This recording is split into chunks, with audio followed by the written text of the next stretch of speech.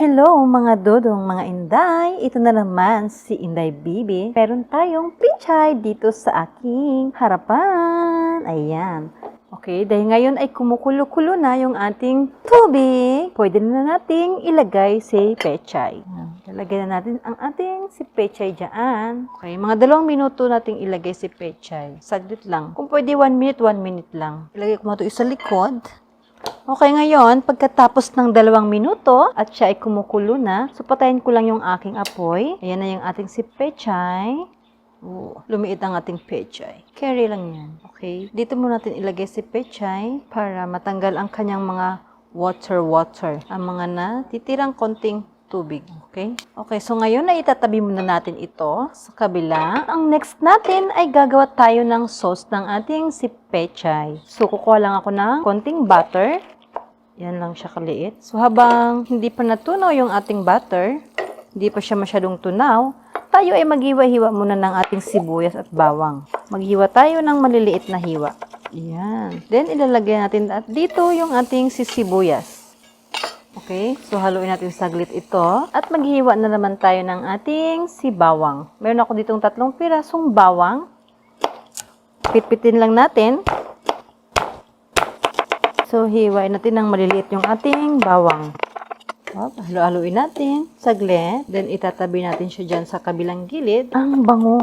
Ang bango-bango, ang bango-bango talaga. Ayan, so ngayon ay siya ay maliliit-liit na. Sumang-ayon siya sa aking kagustuhan. So ilalagay ko na siya dito, sa kabilang side. Haluin natin ng haluin. Ang bango, hindi ba? So ayan, mukhang naluto na yung ating sibuyas at saka ang ating bawang. Tayo ay maglalagay ng ating toyo. Si Dato Puti ng Pilipinas.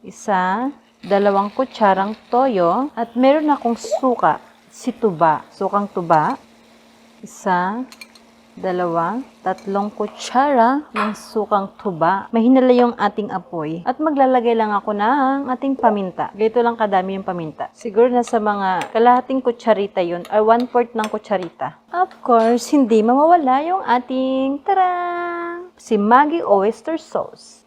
Ang ating Maggi oyster sauce, maglalagay tayo. 1 kutsara lang ang ilalagay ko. Yan. At maglalagay din ako ng aking tubig. 1, 2, 3 kutsarang tubig. Sarap. Ang ating apoy, hinaan lang natin. Lutuin lang natin ito ng mga 1 minuto. So, pagkalipas na 1 minuto, ay pwede ko nang patayin yung ating sauce. So, ibubusan natin dito sa ating pechay. Wow! Looks so yummy! So, ayan na guys. Natapos na natin gawin ang ating adobong pechay. Looks so yummy, diba? Thank you for watching my video and don't forget, subscribe to my channel, like and share. Yan, hiwain natin. Si Omega.